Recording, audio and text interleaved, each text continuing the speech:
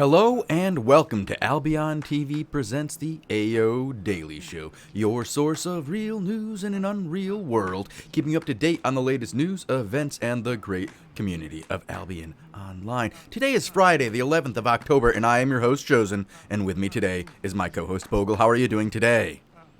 Good evening, Shozen. I'm doing quite good. I had a very, very exciting afternoon. You did? What did you do? Yes. What was so exciting, Bogul? Fill me in. Tell me the deets. Well, you and everybody else will get to hear it very soon. We had the great pleasure to have a very special interview today. Yeah, we did. We got to talk to Robin Henkys, the game director of Albion Online.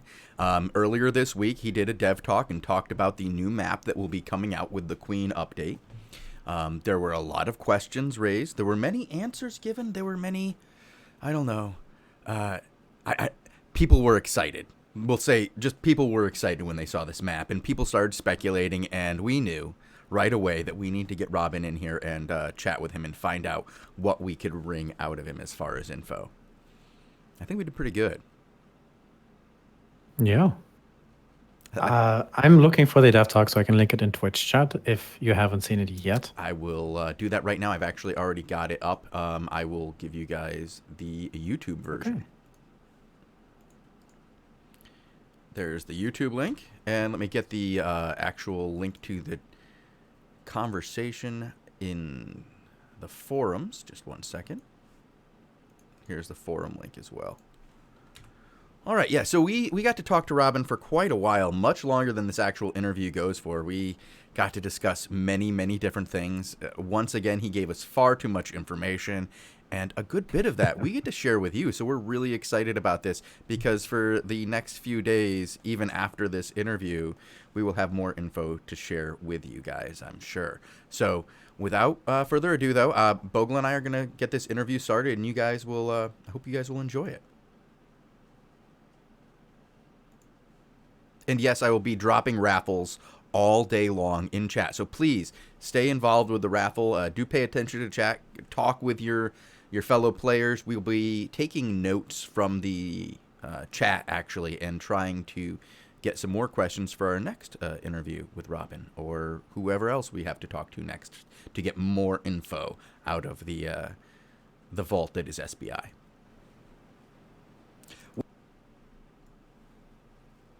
All right, here we go.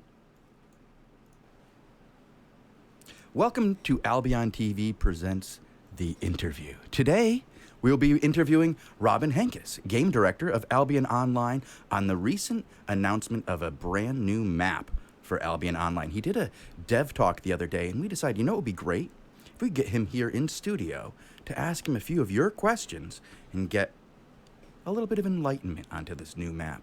So without further ado, let's introduce Robin Henkys. Hello, Robin. How are you doing today? Hi, I'm doing fine. And I guess we'll introduce Bogul as well, my co-host. Bogul, are you here today? Yes, sir. Hi. Looking forward to this. Let's go. All right, welcome back to AOTV, Robin. It's been great to have you on before, and it's great to have you on again. This is an exciting time for Albion with this new patch up on the horizon. And we have a lot of questions, but first, the most important one is, how is everybody handling this crazy time on the mothership? How are you guys handling? Are you guys stressed out? Are you losing your minds? Or is everything howdy-doody? I don't think anything's ever howdy-doody over here, just because we're in Germany, and I guess nothing is howdy-doody in Germany. But What, no puppets? No, I think we're focused, I would say. There's the main challenge with this update is the complexity of how one change affects another. So our main concern is not missing anything and really making sure that nothing falls through and everything connects together.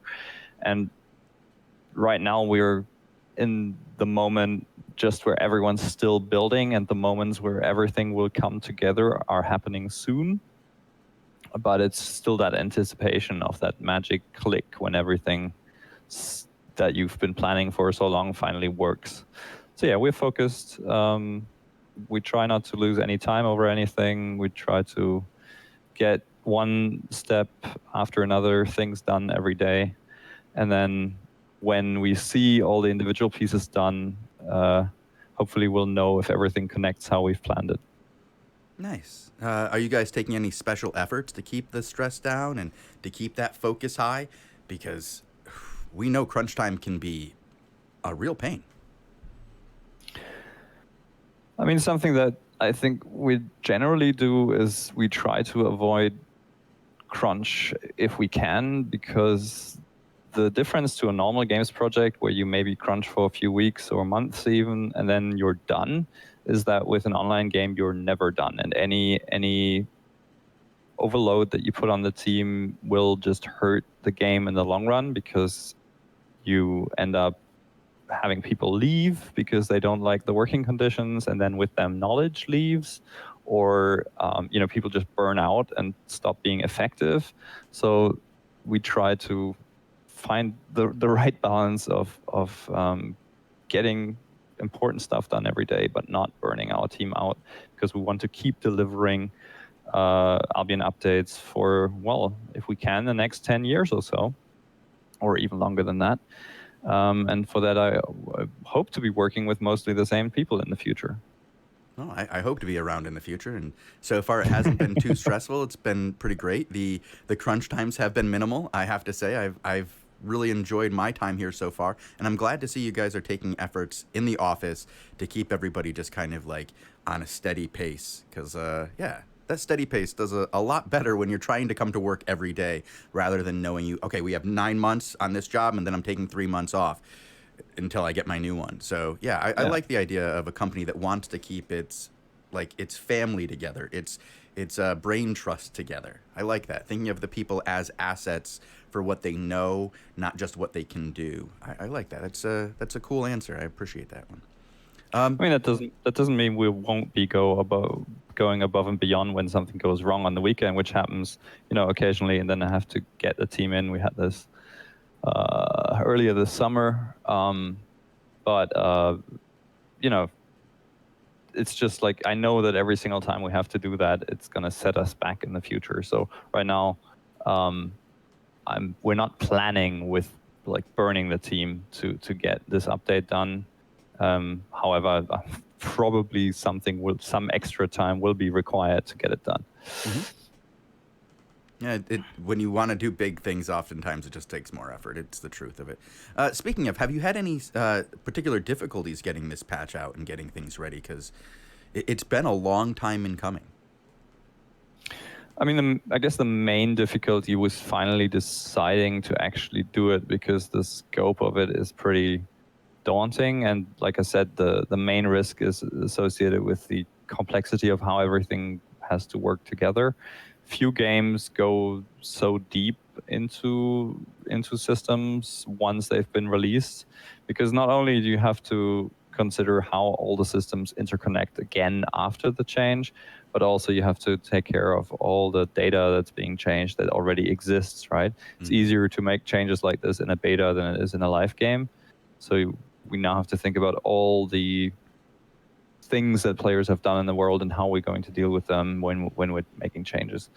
So apart from like actually, building up the courage to do this, I think the main difficulty is managing the complexity and making sure that whatever we decide we want to do can actually be done, and not missing like the one critical piece. Because one update like this, with so many interconnected parts, you can have a massive plan and you can get 98% of that done, and then the last 1 or 2% can kill you because you forgot something.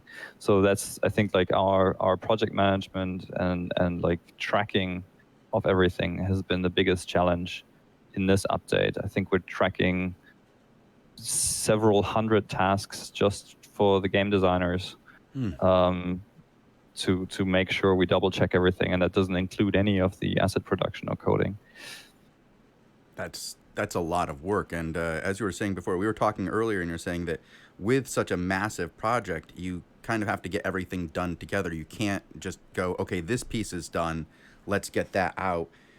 This piece is done. Let's get that out. Because they're so interconnected and the code weaves through, like you said, the very earliest code of the game and the very systems of how the game works, that all has to be done together in one like large coded piece together, all working together.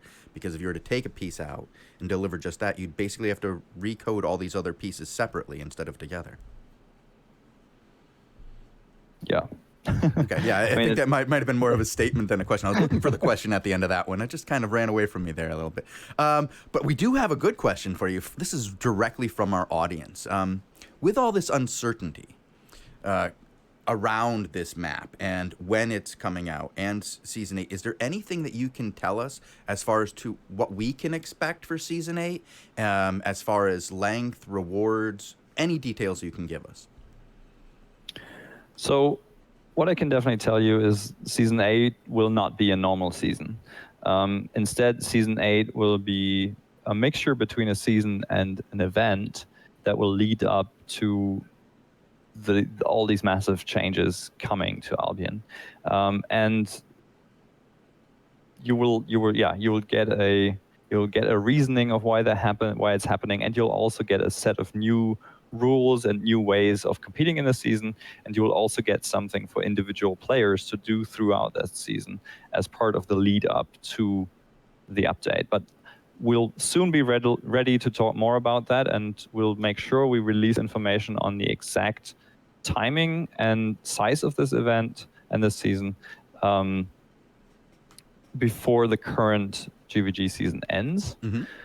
And then when all of this is through, and when the Queen update has launched, then we will start a regular GVG season in the new world that will be focused purely on guild conflict again. Okay. And that will be all around the new Crystal Realm battles in the League. So this is going to be interesting. There's a lot of stuff going into this new map.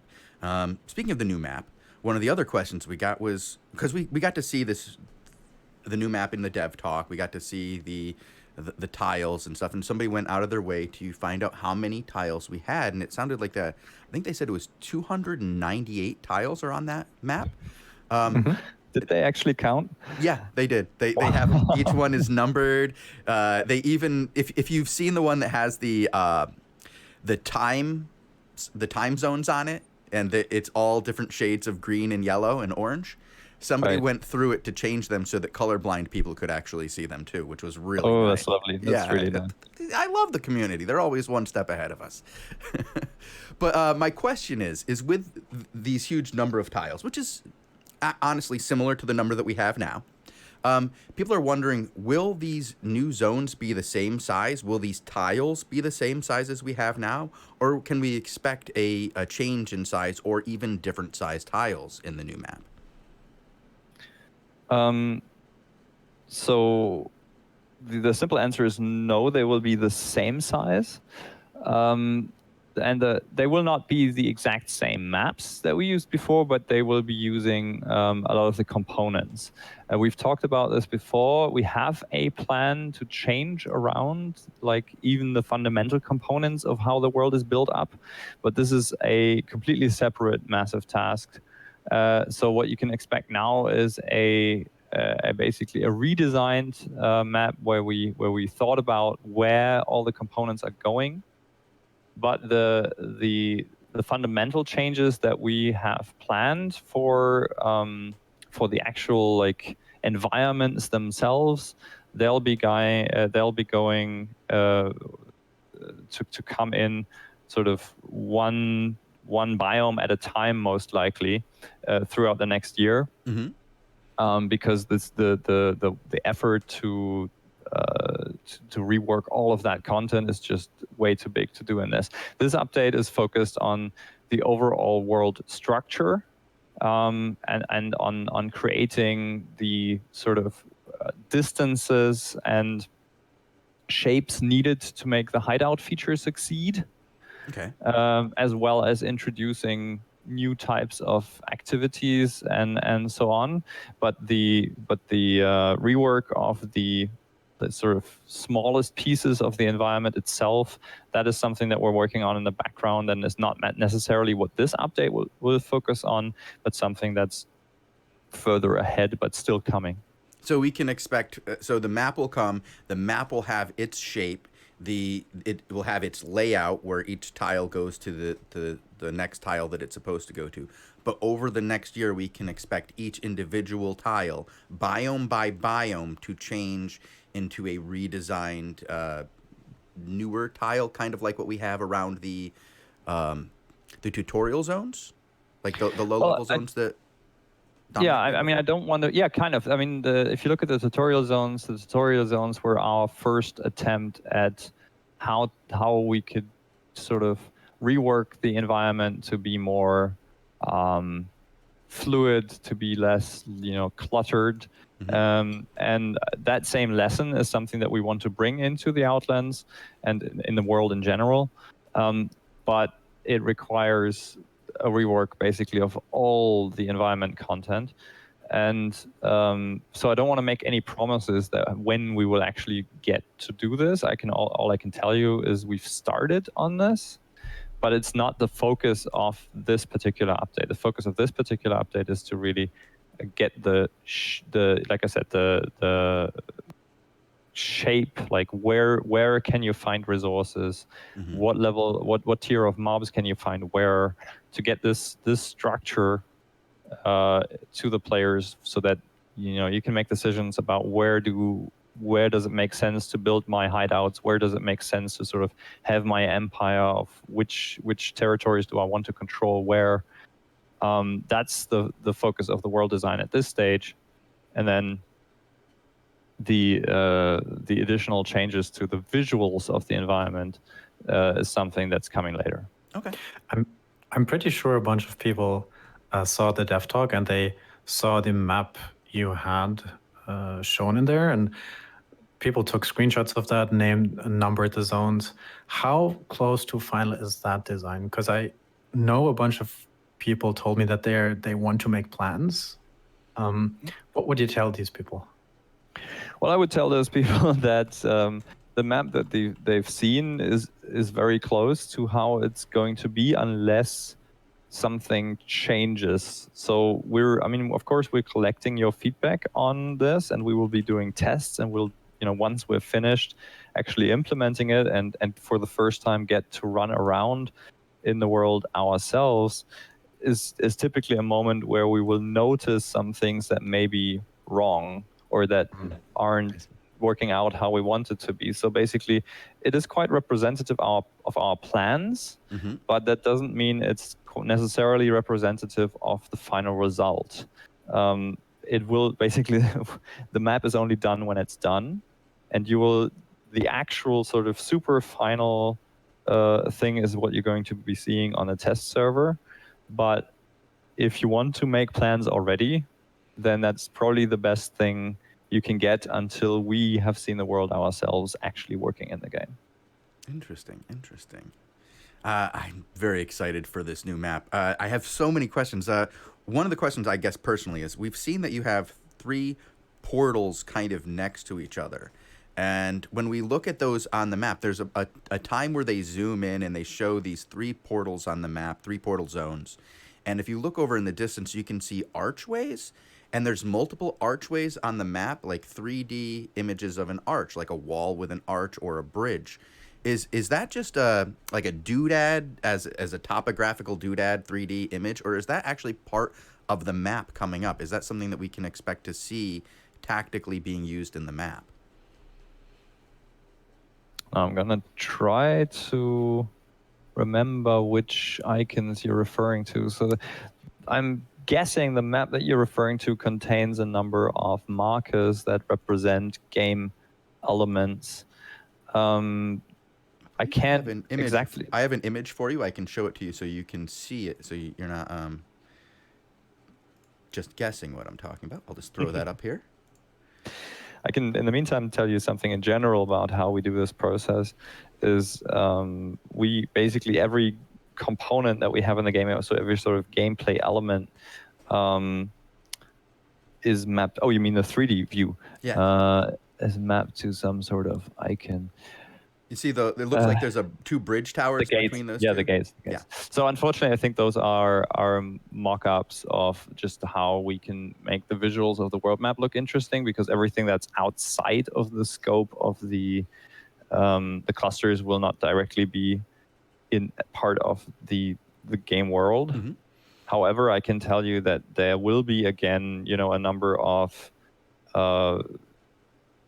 sort of tactical decisions to be made about movement, where to move. We'll have passages again, and we'll have sort of shortcuts again, and we'll have areas where you can't go through, and that this map will be a lot more complex in terms of decision making. Like, basically currently, if you go into the Outlands, they're all have the same pattern. Mm-hmm. So you don't really, you just need to memorize this pattern once.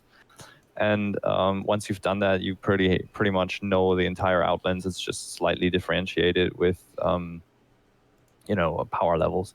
But the new map, basically no cluster will be in the exact same tactical position to another. Each one will have its unique connections and unique benefits, and like proximity to different resources and so on. So there'll be a lot more thinking about what decisions you can make if you're in a particular cluster or based in a particular part of the map. So if we were to read the current map that we have, the one with, say, the numbered tiles, where somebody actually went through and counted all these tiles, we see a lot of black bars. And I assume that the black bars mean that you can't travel from one zone to the zone on the other side of that black bar. And exactly. We have some black bars with a little yellow door in them. Is that which would lead to like a cave or a tunnel for those quick, shortcuts, if you will? Yeah. So what you're seeing, the screenshot that you're showing me from the dev talk, that's showing a map with cluster tiers highlighted. So that's telling you the tier of mobs that you'll encounter there, as well as the resource value kind of the region. You're seeing the black borders, that's showing a non-connection, and then yes, the yellow little doors are basically our markers for there's an underground connection between these clusters. And then I think this map also that you're showing me has positions of castles. Mm-hmm. But there's of course a lot more layers on top of this map that we can't show or didn't show in this screenshot, simply because of the amount of information. This doesn't show any positions of dungeons, outposts, resource highlights, situations, treasures, all that sort of things. Also, of course, still on the map. So there's a lot to discover and a lot of differences between all of these clusters, and it really makes a difference of where you pick your position for your hideout to make it your home, to see what resources you have around there. Speaking of hideouts, we've had this discussion where farms were mentioned as being part of a hideout, and people were wondering if you have decided yet how the food production works in this whole context. As far as I remember, one hideout isn't supposed to be sustainable by itself. Is that right, or am I a little off there? Can you talk about that? I may actually be dropping a bombshell here, because we haven't really talked about this publicly, but I'll give you an insight on the current discussion on farming. So farming has been a big topic of discussion, because on the one hand, we want farming to remain a key aspect of maintaining something like a hideout. And at the same time, we want players to really be able to live in a hideout. So we have to answer the question, what are players going to do who want to do farming, but also want to live in a hideout? The original plan was to have some farms inside of the hideout. That had two problems. One, first, the narrative is awkward with farms underground, which a lot of our artists were concerned about. We found some cool ways how that could have been done, but the other part is it's also a bit awkward from a guild management perspective. Who gets to actually do the farming? And if it's limited, like depending on the output, doesn't that just prompt people to build as many hideouts as possible to have maximum food production? So the result of that discussion is that for now, we're moving farming out of the hideouts. However, we are keeping significant farm territories in the open world at this time. So players who are able to conquer territories will have a good option of farming in those. And then what we want to do is we want to rework farming in general, which is probably not going to be part of this update, but which will probably follow soon, which will allow for a type of open world farming. So basically think of you're living in your hideout and you can go to farming locations nearby, risking a little bit of the open world, doing your farming there, transporting maybe some goods that are particularly well produced in one farming location to another where maybe others are better produced, to combine them. So basically you have a bit more interest in the farming chain and adding the risk of open world to it, to make farming generally a more in-depth and more interesting activity that you can do both as a player living in the Outlands, but also as a player, for example, on the Royal Continent. You can basically decide to rather spend your focus on open world farming locations, which will be more effective, but will require you to travel around a bit. So basically, you get a choice if you want to do the simple, moderately effective farming on the island, or if you want to have an additional effectiveness boost by going farming into the open world. That will be our plans for farming, which I find quite exciting because, like I said, it adds some additional layer of strategic thinking to the farming process of like, which are the good farming spots for me that I want to maybe use to combine into certain crafted products. But because we probably won't have this change in Queen, our plan for the next update is to keep the hideout food requirement relatively low. So you'll probably be able to supply it with food from islands relatively easily. And if you want to do farming in the Outlands, you'll have to capture one of the territories. And then when the farming update comes in, you'll be able to go farming right outside your hideout, basically at one of these farming locations that will be spawning all over the world at that point. But that's like a really early look at the current plans for future farming. But I'm personally really excited about them. Yeah, I wanted to read into something you said there just a little bit. It sounded like you said that there will be different areas that are better for different types of crops, and that you would want to, grow your stuff where it's best to be grown for that particular crop. Did I read that right? Did I hear that right? Yeah, that would be the ambition. So I can't promise you anything of this yet because this is concept phase at this stage. But I've personally been looking into for a while now how to get farming more interesting than the daily, same crop produced and not much difference in the production of crops. I really want to get the feeling in there that particular crops are particularly well suited for certain types of ground and situations. So this I think offers a good opportunity to bring that in. Yeah, that sounds awesome. That sounds like a pretty big bombshell and a big reveal for a lot of people out there who are very concerned with the farming, not only in the Outlands, but with farming in general. So yeah, that sounds awesome. I look forward to the future changes on that. I mean, I think it's a general theme that after we're finished with this massive change to the world, we want to revisit some of the older systems that haven't seen a lot of love for a while now, and that can benefit from an update and additional depth from this Outland change. Because I mean, in the end, the dynamics of the game will change significantly with more players actually living outside of the cities. Makes it more meaningful where they're living and adds like decisions to that, and also offers opportunities for us to add depth to the economy when not everyone's sort of in the same situation. Speaking of people not being in the same situation, we're currently talking about how the Outlands are going to change drastically, and we've talked about how we're no longer going to do GVGs out of towers, and instead we'll have ZVZs controlling towers. How will this affect the Royals? Will the Royals be under the same new set of rules, and do you expect this to move these high-level alliances out of the Royals into the Black Zones? Because currently we have situations where our top GVGers every single day are crystal GVGing out of Royal Towers, and the players who we would expect to GVG out of the Royals just do not. They have had that completely taken away by June and Money Guild.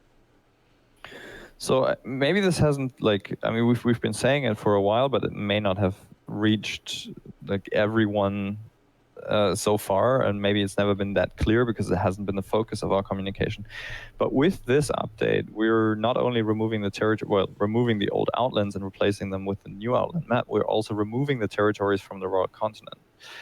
The reason for that is we don't believe that they've ever really worked for what they were intended to do, and they were, like you're saying, they're bringing the large alliances onto the Royal Continent. Our idea is that weaker, or not calling them weaker, let's say not quite as large and powerful guilds should still find a place to live in the new Outlands because of an improved value structure, because the higher Outlands really the new Outlands really focus the value progression from outside, where it's a bit lower, to the inside, where it's more valuable. So it should be the effect that you can find a place at the outside of this pretty massive landmass where you can, try out living in the Outlands before moving into the more dangerous stuff. But that means basically the Royal Continent will be free of large groups trying to take control of certain things for their own gain. The one exception for that being right now probably will be the cities, but that is likely going to be a temporary situation. Like I said, the update after Queen is going to focus on reworking old stuff that needs to be brought up to speed, and the Royal Continent will certainly be something that we're looking at. Our long-term plan for the Royal Continent is to have it be the place where players who are not consistently part of a powerful alliance or guild can still have fun with PvP and with this sort of content through the faction warfare system. And the idea would be to up the faction warfare system on the Royal Continent to give you more interesting content if you're into group PvP, Zerg, or even small scale, and this sort of thing. So basically expect us to remove territories from Royal Continent and in the midterm replace it with more content geared towards non-guilded, non-alliance affiliated players. So I assume that also means no hideouts in the Royals? Yes, hideouts are exclusive to the Outlands at this time. Oh, big news right there, big news. Another question, because you're just talking about like the resource distribution in the Outlands map. Is it just going to be the tier distribution, as you said? There's more 8s concentrated towards the center, more 5s concentrated to the outer ring. Is that the way it's going to be done, or will there also be a resource enchantment rate that also goes up as you get closer to the center? Yeah, that's actually the main thing. So the tier 8 regions being slightly more dense towards the center is an additional layer, I would say, of the balancing. But the key component of the balancing is that enchantment rates and also crafting bonuses, which come in with the hideouts, will be higher towards the center. So as you know, the whole old home plots used to have a crafting bonus for the buildings there. This will also exist for the hideouts, but it will be higher depending on, or it will be like the strength of this bonus will depend on the cluster or the region that the hideout is built in. And in general, this bonus will be higher towards the center of the map. So while there is a slight focus on higher end resources towards the map center of the map, you can still find tier 8 resources on the outside. You can still find castles and other high-end goals towards the outside, but their value will be scaled up in the center, so it's still much more attractive to be in the center of the map, because not only do you find the tier 8 resources, they will also have a much higher enchantment rate. And if you combine that with the bonuses that the Crystal Tower system will give you, where you can level up towers, you can get the maximum enchantment rates sort of towards the center of the map, because also the tower levels will be somewhat limited at the outer rim of the map. So basically the goal is here to not make holding on to the outer territories be something that's attractive to guilds who want to win the season, so that you do have some safe spaces there where it's really only the guilds who want to try their hand on or want to try to play at Outland gameplay, have some hideouts, try how it is to compete with their neighbors. But the main focus of the guilds trying to win the season should be on the center and the middle sort of this map.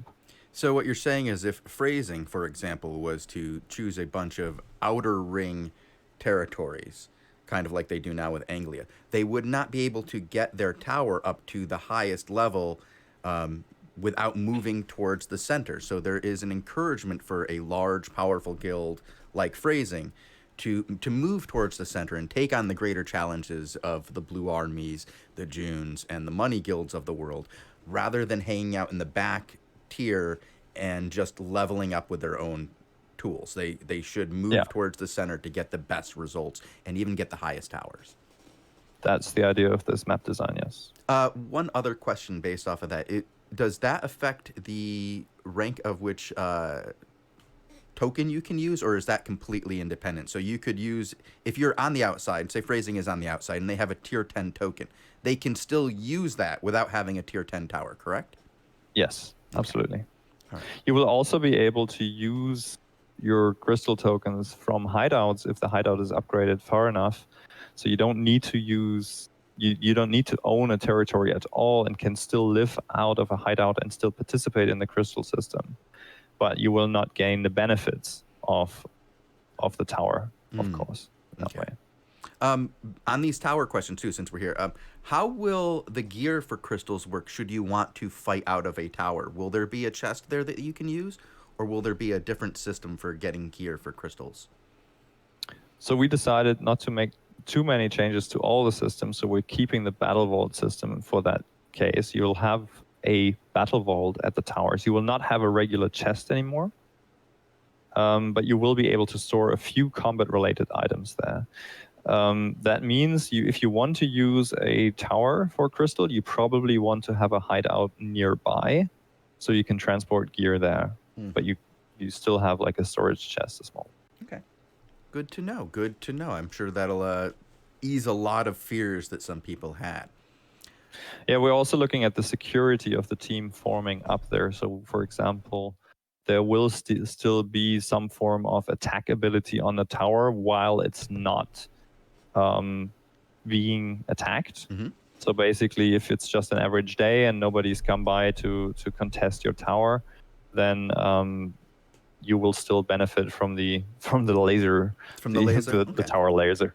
Yeah, we weren't sure if you were gonna be upping the guards or something when we heard the laser was going away, and how that would work towards stopping the dive comps that we currently have to kill people waiting for crystals. But okay, the lasers are returning. Good to know. Good to know. I mean, there will be a way to deactivate it if you're an attacker, and like we already mentioned, upgrading the guards is an important aspect of the crystal tower level, and the killing the guards, and especially the new guard commander, will be central to deactivating the defenses. But this will take a moment, so any team that's forming up on the tower can be relatively safe that if the guard commander is still up, that they're safe in the proximity of the tower, at least relatively safe. Cool. Very good. We only have a few more questions left, I guess, and not a lot of time to ask them. So I guess, will there be any other special points of interest beyond the fame farms, the castles, the outposts, the cities? Will there be anything Avalon. new? Yeah, I didn't say it. I didn't even cough it. Will there be any other interesting areas around the map that we are unaware of yet? Let's say there will be at least one significant new activity in the new world when it launches, and that there will likely be more as soon as we've made this world change and that we've laid the foundations for this. But I don't really want to go into it quite yet. All right. Well, that gives us a good way to get out of here on a bit of mystery, guys. Thank you, Robin. Thank you very much for sharing your time with us and for answering our questions on this new map and hanging out with us and just filling us in and getting us more info on this new map that we are all really, really excited about. Is there anything else you would like to share before we head out of here? Well, first of all, thank you very much for giving me the opportunity. It was a pleasure as usual. I probably gave you too much already because I probably spilled the beans on some of the things that we want to cover in Dev Talks in the future, but just feel exclusively informed and don't be too hard on us if you hear the same infos again in a Dev Talk in the future. It happens. It's okay. Apart from that, thank you everyone for your patience with this change. I know it's a long wait, but I think it's definitely going to be worth it when we have an entirely new Albion to look forward to. And stick with us, stay tuned, and I'm looking forward to seeing all of this happen with you. All right. Well, thank you. Bogul, would you like to say anything before we go? I'm still shell-shocked from all this news. I need to sit down, think about this, listen to this 3 more times. Yeah, thank you for your time, and see you around soon, I guess. Yeah. Thanks again. Thank you.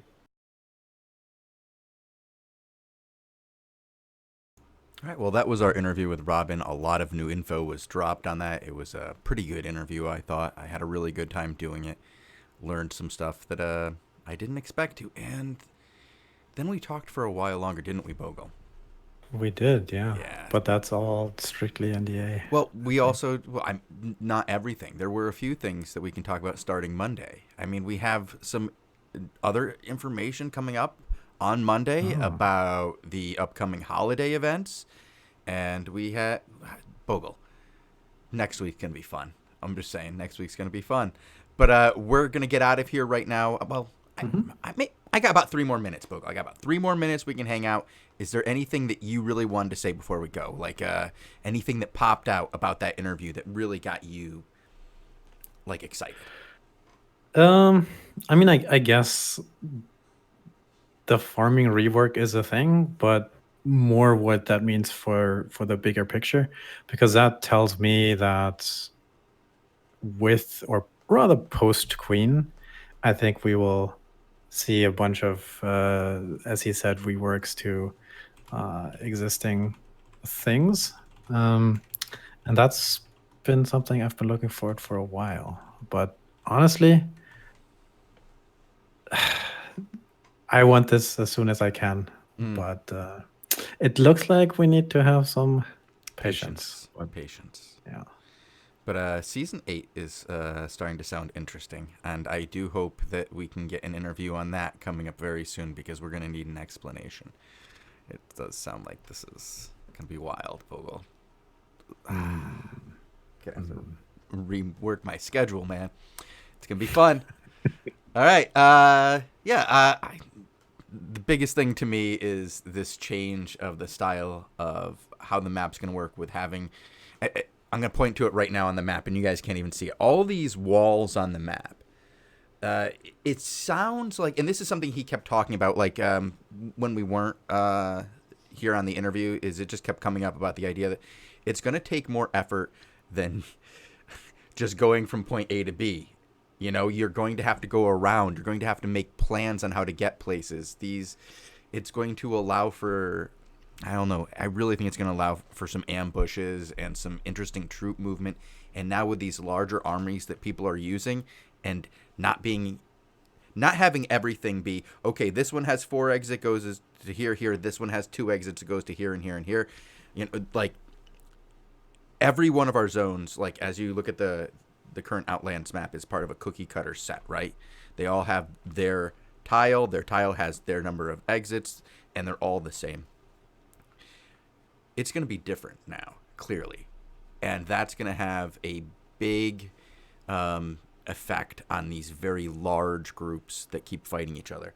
And as I'm doing more and more ZVZs, I keep seeing it, these smaller groups having an effect on the bigger group by just getting in the way when they're trying to transport, like, them, not transport, but like go from one place to another, like these large scale troop movements, these marches, if you will, to get to the other side of the battlefield to go get that content that they need. And they keep getting interrupted by these small groups. And the more I look at this new map and the way that it's going to really change the troop movement, I'm getting excited in different ways, because I'm hoping that a few of these guys might turn into like a regular old Genghis Khan and figure out how to move people around. And, you know, that'd be cool. Oh, definitely, definitely. I'd like to see it. Yeah. I will go listen to this once more. And wait, Bogul, hold on, just like so everybody's clear. Did you just you're meaning this, right? You're serious about going to listen to it one more time, right? Yes. Probably. Just say yes. Just say yes. All right. So you were there for the interview. I had you listen to the interview after we did it, so that you could listen to it to see if there was anything that really needed to be cut. Yes. Yeah, and then you listened to it while it was live, right? Sort of, yeah. All right, and now you're gonna listen to it again and take notes. I'll take a short break and then. You're gonna. I know what you're doing. You're gonna go for a jog, and you're gonna listen to this again, and you're gonna take notes. I know how it's gonna be. I love this. So, like, I love this. Somebody else is saying everybody will probably listen to it 4 or 5 times. Okay. I'm glad that you guys enjoyed it and that you guys got some good info out of it, and you need another take at it. To be very straight up honest, I want to hop off the stream and join a playtest. Okay. That's it, like 10 minutes. All right. But, well, yeah. I will let you guys get off to that. I have to go off and hit up this wedding. I wish I could stick around for the playtest, because it does sound like it's going to be a fun time. I know a bunch of you guys are involved. You guys will have to, tell me what happened. Don't worry, I'm on the NDA. I can hear about it. All right, thank you guys. That's why you look so fancy. Well, yeah, I had to get dressed for the wedding before the show, because if I don't have time. I'm literally leaving right away. I'm gonna go fix my hair so that it's not, Twitch hair, and then go. All right, then enjoy your wedding and have a good day. Oh, shit. I just forgot. No, we have 2 more giveaways to go. Somebody's right. And I missed number 42. Snap. All right, here we go. We're drawing them both right now. Right away. The Blue Stripe and Zico Slow. You guys have won. Message me. Nice. The deal is you have to message me. This goes for everybody who won the raffle today. You have to message me in Twitch. I will get a little notification that you did it. I will find it later. I'm not going to give them out now. Probably won't get your codes till tomorrow. No, I'm not going to be able to tell you how much you got, because tomorrow, while I'm doing this, I'm going to run you guys all through a random, number generator, and then I'm going to give you guys codes based on how high you guys scored. It'll be fun. Don't worry about it. Everybody will love it. And I'll put my name here in chat again. And you guys can just whisper me. So Monday through Friday on Albion, it's twitch.tv/Albion Online. You can find us Monday through Friday at 18 UTC, where we do this show. It's pretty great. And then, 3 days a week, Tuesday through Thursday.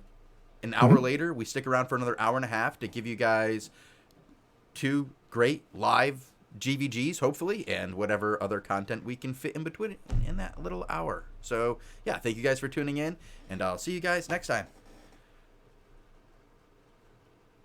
Or you'll keep seeing me because I can't find OBS. Goodbye. Bye.